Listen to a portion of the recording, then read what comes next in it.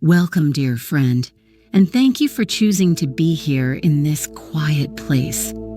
This story was made for you, a gentle sanctuary designed to help you find contentment and drift peacefully into sleep. If you find comfort in our story, a simple like, a subscription, or a quiet comment to share your thoughts would be most warmly appreciated. Tonight we will be visiting the Great Archive of Quiet Afternoons, a place where the faded memories of peaceful days are carefully kept. It is a haven of deep stillness, filled with the comforting hum of golden seams, the gentle scent of old parchment, and the slow, mesmerizing dance of starlight dust. Step inside and let its profound and soothing calm envelop you. Chapter 1. The Threshold of Quiet. It is a curious and wonderful thing how some doors are more than just doors. Some are thresholds, and to cross them is to leave one world entirely and step wholly into another. The entrance to the Great Archive of Quiet Afternoons was just such a door. It was made of a vast single piece of silvered wood, so ancient it seemed to have forgotten its time as a living tree, and it swung inward with a soft sigh of displaced air, making no sound at all. For Nora, stepping through it was like stepping into a pool of deep, still water. The air itself seemed to change, becoming thicker, warmer, and filled with a profound and welcoming silence that immediately settled upon her shoulders like a soft, woolen blanket. The world outside, with its busy sounds and hurried feelings, simply fell away. Here, inside this vast circular chamber, time itself seemed to slow to a gentle, meandering pace. The only light came from a high, domed ceiling that was lost in soft shadow, filtering down in wide, gentle shafts that illuminated a universe of slowly dancing dust motes. These were not the common sort of dust, you understand, but tiny iridescent specks of solidified starlight that shimmered with the muted, gentle colors of a long, faded rainbow. Watching their lazy, hypnotic drift was enough to make one's own thoughts begin to slow, to settle, and to find a more peaceful rhythm. The air carried the most comforting collection of scents imaginable. There was the dry, sweet smell of very old paper, a fragrance like time itself. Beneath that was the clean, earthy scent of ancient, well-tended wood, and the faint, almost honey-like perfume of dried herbs that had been tucked away in drawers untold years ago.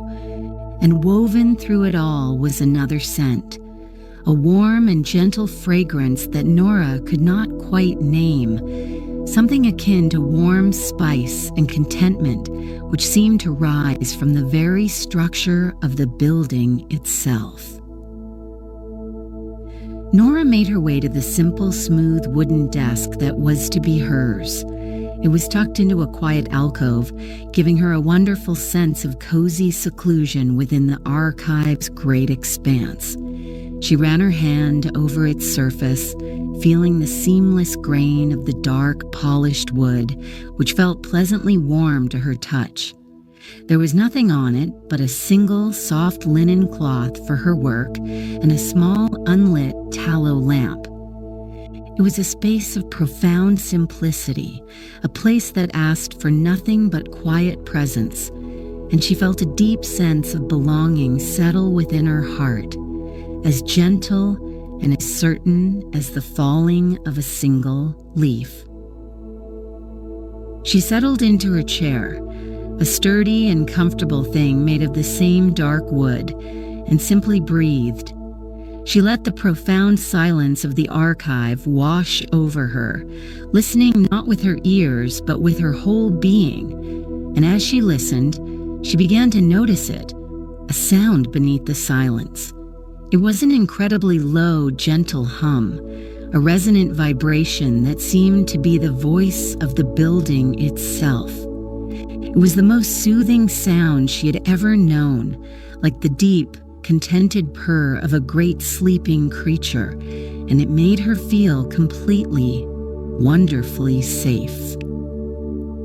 Looking closely at the curved wall of her alcove, she saw the source of the warmth and the strange, sweet scent.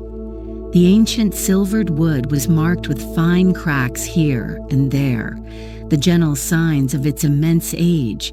But these cracks had been mended with a substance that looked like solidified honey, a golden resin that pulsed with a very soft internal light. It was from these golden seams that the gentle hum emanated, a constant reassuring presence in the great quiet hall. Nora felt the vibration in the wooden floor beneath her feet, a gentle lullaby for the entire building. She closed her eyes for a moment, letting all the sensations of the place settle within her. The warmth from the golden seams, the scent of parchment and herbs, the deep resonant hum, and the profound, comforting quiet. It felt as if she had come home to a place she had never been before, a sanctuary built not of wood and resin, but of pure, undiluted peace. The tension she had not even realized she was carrying in her neck and shoulders began to soften, to melt away into the warm, still air. Her work had not yet begun, but she already felt the gentle magic of the archive beginning its restorative work. The simple act of being here was enough. She opened her eyes again and watched the starlight dust motes swirl and drift in a golden shaft of light, each one a tiny, silent world moving with unhurried grace. She breathed in the warm, sweet air and felt a simple, quiet smile touch her lips. It was, she thought, a very good sort of silence indeed, and in the quiet, all things found their proper place. Chapter 2. The Scent of Faded Sunlight. Nora's work as a keeper was a practice of gentle attention. It was not about grand discoveries or complicated analysis, but about the simple, profound act of noticing. Her first task was to choose an object from the receiving shelves, a place where items that held the faded memories of quiet afternoons were brought to be catalogued and understood. She walked along the tall wooden shelves, her footsteps making no sound on the floorboards, and let her hand drift over the assorted items. There was a worn, leather-bound book, a child's wooden spinning top, and a small silver locket. Her fingers came to rest on a simple ceramic teacup, its pale blue glaze worn smooth in the place where a thumb would have rested countless times. It felt wonderfully, peacefully warm, and she knew it was the one. Back at her desk, she placed the teacup on the soft linen cloth. The archive's gentle light seemed to pool within its smooth basin. Her task was to record its essence, to find the words that might capture the feeling it held. She picked it up, her hands cradling its gentle weight, and closed her eyes. The warmth of the cup spread through her palms and up her arms, a comforting heat that felt like captured sunlight. She brought the rim of the cup closer, breathing in, and the scent was not of old ceramic, but of something else entirely. It was the delicate apple-sweet fragrance of blooming chamomile flowers mixed with the rich, dark scent of freshly turned earth. As she held the cup, the sensations of the memory it held began to envelop her, as soft and as gentle as a rising mist. The quiet of the archive was replaced by the distant, drowsy hum of honeybees moving lazily through a sun-drenched garden. She could feel the pleasant warmth of sunshine on her closed eyelids and the soft texture of a woolen blanket beneath her. It was a memory not of an event, but of a state of being, a perfect languid moment of rest in a peaceful garden long, long ago. There was no story, no person to see, only the pure sensory experience of profound and simple contentment. Nora felt her own breath deepen, slowing to match the gentle rhythm of that long, faded afternoon. A soft clink of ceramic on wood brought her gently back to the present. She opened her eyes to find Master Callan standing beside her desk. He was a kind and ancient man, so much a part of the archive that he seemed to move with the same slow, deliberate grace as the drifting starlight motes. He had placed a steaming cup of herbal tea on her desk, its fragrant steam curling in the still air. He said nothing, but his eyes, which were the color of warm honey, held a look of gentle understanding and welcome. It was the sort of comfortable silence that can only be shared between two people who appreciate the value of quiet. Nora smiled her thanks, a simple, warm gesture that needed no words. Master Callan gave a small, slow nod in return, his own smile crinkling the corners of his kind eyes, and then he was gone, melting back into the soft shadows of the great chamber as silently as he had appeared. The interaction had been brief, containing no more than a shared look and a simple act of kindness, yet it made Nora feel even more at home, a welcome part of the archive's gentle, beating heart. She picked up the tea he had brought. It smelled wonderfully of mint and lavender, a soothing and restorative fragrance. She took a slow, careful sip, feeling the liquid warmth spread through her, a perfect complement to the memory of sunlight she still felt lingering in her hands from the blue teacup. The taste was clean and sweet, a simple pleasure that grounded her in the peaceful present. The warmth of the tea and the warmth of the memory seemed to merge within her, creating a feeling of complete and utter well-being. She turned her attention back to the little blue teacup, now resting on its linen cloth. How could she possibly capture such a feeling in words? She decided against trying to describe the garden or the sunlight. Instead, on the small parchment card, she wrote simply, "Holds the feeling of a warm, quiet rest. Smells of chamomile and contentment." It seemed to be enough. It was honest. The purpose of the archive was not to dissect peace, but to preserve it, to honor it in its simple, gentle form. She carefully placed the teacup and its new catalog card onto a padded tray, ready to be taken to its final resting place within the deep shelves of the archive. Her first task was done. She took another sip of her tea, its warmth blooming in her chest, and listened to the deep, resonant hum of the golden seams in the walls. It felt, she thought, like the archive itself was humming a tune of quiet approval, a gentle melody of welcome for its newest keeper. Chapter 3. The Texture of a Languid Breeze.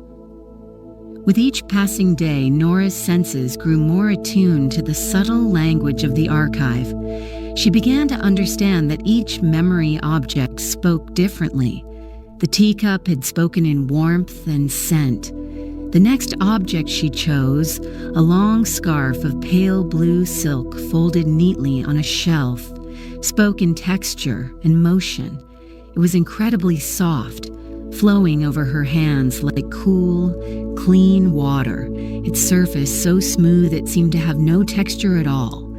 There was a faint, clean scent clinging to the fabric, like fresh rain and the delicate perfume of lilac blossoms just after a storm.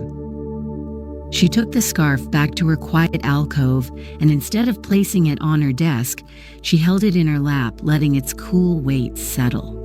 She closed her eyes and ran her fingers along its length, focusing on the whisper-light glide of the silk. Almost immediately, a new set of sensations began to emerge, layering themselves gently over the deep quiet of the archive. It began with a feeling of gentle, rhythmic motion, a slow and easy sway that was so soothing it seemed to rock the very foundations of her being.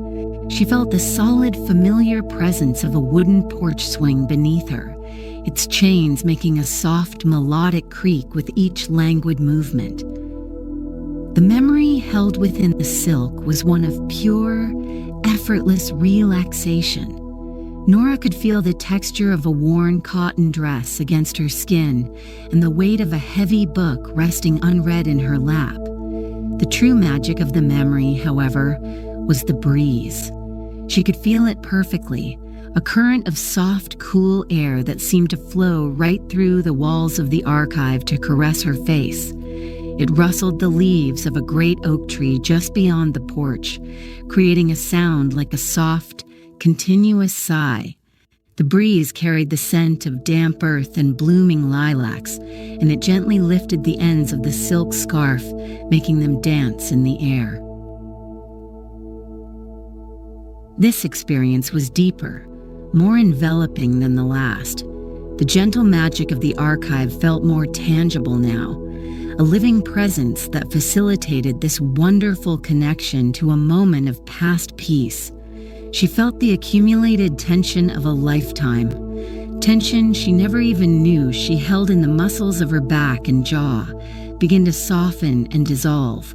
Her body swayed with the ghost of the porch swing, and her mind, free from any need to think or to do, simply existed within the beautiful, simple sensations of the memory.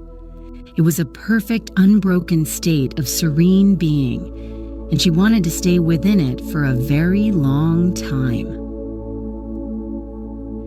When the memory gently began to fade, like the light at the end of a long summer's day, it left behind a feeling of profound tranquility. The cool touch of the silk in her hands felt like a tangible link to that peaceful state. She opened her eyes, and the quiet of the archive seemed even deeper, more welcoming than before. The soft glow from the golden seams in the walls pulsed gently, and the low hum of the building felt like a steady, reassuring heartbeat. She felt as though she had been on a long journey and had returned wonderfully, peacefully changed. Nora took a slow, deep breath, inhaling the familiar scents of parchment and wood, and exhaled completely, letting go of the last remnants of the memory's hold. She felt lighter, her limbs pleasantly heavy and relaxed, her mind clear and still. The feeling was not unlike waking from a perfect and restorative nap, a sense of being fully rested and at ease with the world. She carefully folded the silk scarf, its fabric now feeling like an old and dear friend. Its story was one of simple, gentle motion and the restorative touch of a soft breeze. On its parchment card, she wrote with a careful hand, "Remembers the feeling of a slow, peaceful sway, carries the scent of lilac after rain." She knew the words were inadequate, a mere shadow of the true experience, but they were a signpost, a gentle marker pointing the way for anyone else who might one day seek the comfort held within the scarf's silken folds. The archive was not just a collection of things, it was a library of feelings, a sanctuary of sensations. Placing the scarf on the tray, she felt a quiet sense of gratitude for this place, for its gentle purpose, and for the simple, profound beauty of a forgotten afternoon nap on a porch swing. She looked around her quiet alcove at the soft light and the dancing starlight motes, and felt a wave of deep contentment wash over her. Here, in this haven of stillness, she was not just cataloging peace.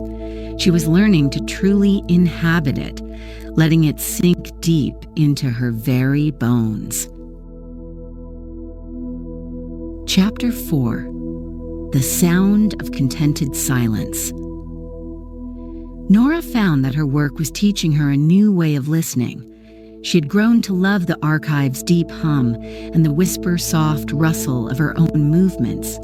But the objects themselves were training her to listen for things that made no sound at all. One afternoon, she was drawn to a slender wooden flute, polished to a soft sheen by hands that had clearly cherished it. It was made of a dark reddish wood and felt light and balanced in her hands.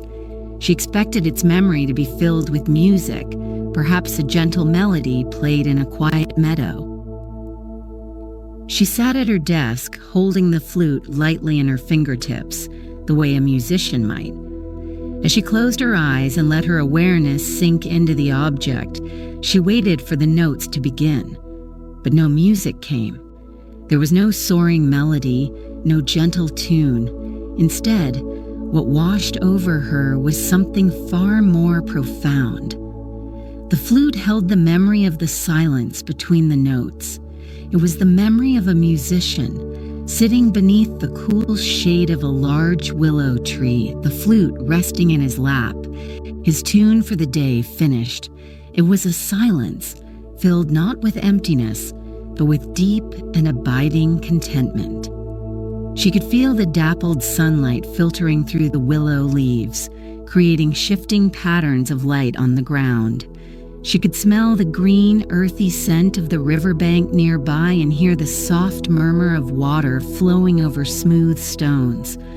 But most of all, she could feel the musician's state of mind. It was a perfect stillness, a quiet satisfaction that comes after creating something beautiful. His thoughts were not busy. They were calm and settled, like pebbles at the bottom of a clear, still pool. He was simply being present, his body relaxed, his mind at peace, the music still echoing softly in his soul. This memory was different from the others. It did not offer a new set of pleasant sensations so much as it quieted her own. As she experienced the musician's contented stillness, her own thoughts, which often drifted and worried without her noticing, began to settle. The endless, quiet chatter of her own mind simply faded away, leaving behind a vast and peaceful quiet. She was not Nora, the keeper in her alcove. She was the silence by the river. She was the stillness under the willow tree. She felt a sense of peaceful acceptance wash over her, a deep and gentle understanding that just being right here, right now, was enough. The low hum of the archive's golden seams seemed to resonate perfectly with the silence held in the flute. The two sources of quiet merged into one harmonious whole, and Nora felt herself at the very center of it. She lost all track of time, drifting in a state of pure, meditative presence. It was the most restorative feeling she had ever known. The world and its demands, its past and its future, all dissolved into the simple, beautiful reality of this single, peaceful moment. When she finally, gently let the memory recede, the feeling of profound quiet remained. She opened her eyes and the archive looked the same, yet felt entirely different. The soft light seemed warmer. The dancing starlight motes seemed to move with an even greater grace, and the silence felt deeper, richer, and filled with a benevolent, loving energy. She felt as though the flute had not given her a memory, but had instead given her a gift, the gift of her own inner quiet. She placed the flute gently on its linen cloth, regarding it with a sense of gentle reverence. It was a powerful instrument, not because of the music it could make, but because of the peace it could hold. She thought for a long time about what to write on its card, wanting to capture the essence of its unique and wonderful gift. Finally, she picked up her quill and wrote, "This holds the sound of contented silence. It feels like the peaceful moment after the music has ended." She looked at her work and felt a quiet satisfaction that mirrored the musician's own. Her journey in the archive was becoming a journey into herself, a process of shedding the noise of the world to find the deep and abiding peace that lay beneath. The flute had been a guide, a gentle teacher. She sat for a while longer, not thinking, not doing, simply breathing in the quiet air, feeling the steady, reassuring hum of the building all around her. perfectly content. Chapter 5. The Secret of Gentle Being. As the day drew to a gentle close, the soft light filtering down from the high dome began to take on a warmer, more golden hue. Nora felt a deep sense of peace settled within her, a tranquility so profound it felt as if it had become a part of her very bones.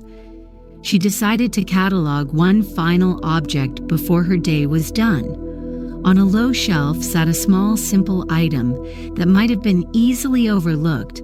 It was a river stone, perfectly smooth and ovular, a dark gray color with a single faint white line encircling it. It was cool and solid in her palm, its weight simple and reassuring. She returned to her desk and cradled the smooth, cool object in her hands. She had experienced memories of warmth, of motion, and of sound. She wondered what this simple, quiet stone could possibly hold. As she closed her eyes and allowed her senses to open to it, the memory that unfolded was the simplest and the most profound of all. There was no garden, no porch swing, no musician. There was only the feeling of being. She was immersed in the sensation of sitting on a sun-warmed patch of moss beside a gently murmuring brook. She could feel the soft, springy texture of the moss beneath her, and the gentle heat of the late afternoon sun on her skin. The cool solidity of the stone was in her hand, a grounding anchor in a world of soft sensations. The air smelled of clean water and damp earth. The only sound was the endless, gentle conversation of the brook as it flowed over its smooth, worn bed. And that was all. There was no thought, no desire, no memory, no future. There was only the perfect, simple, gentle act of being. In that moment, Nora understood. The secret of the archives, the secret to perfect and peaceful sleep, was not a formula to be learned or a mystery to be solved. It was this. It was the acceptance of simple, present being. It was the quiet joy found in the feeling of sun on skin, the sound of moving water, the solid presence of a stone in one's hand. It was the understanding that peace is not something to be sought, but something to be allowed. It is the natural state of things, waiting patiently for us beneath all our thoughts and all our worries. The memory did not fade as the others had. Instead, it seemed to merge with her own awareness until the peace of the riverbank and the peace of the archive were one and the same. The gentle hum of the golden seams was the murmur of the brook. The soft warmth on her skin was the afternoon sun. She was here in her alcove, and she was there by the water, and it was all one single unbroken moment of profound and absolute calm. She felt completely and utterly restored, as if every tired corner of her soul had been gently washed clean. She opened her eyes slowly, a soft exhalation of breath escaping her lips. She looked down at the simple, dark stone resting in her palm. It held the greatest wisdom in the entire archive, a wisdom of pure and simple being. She felt no need to write a long description. The truth of it was beyond words. On its small parchment card, she wrote just 3. It feels like now. Her work for the day was complete. She carefully placed the stone on its tray, feeling its gentle, grounding energy one last time. She rose from her chair, her movements slow and deliberate, her body feeling wonderfully heavy and relaxed. The archive was bathed in the soft, dusky lighting of twilight now, a deep and peaceful blue.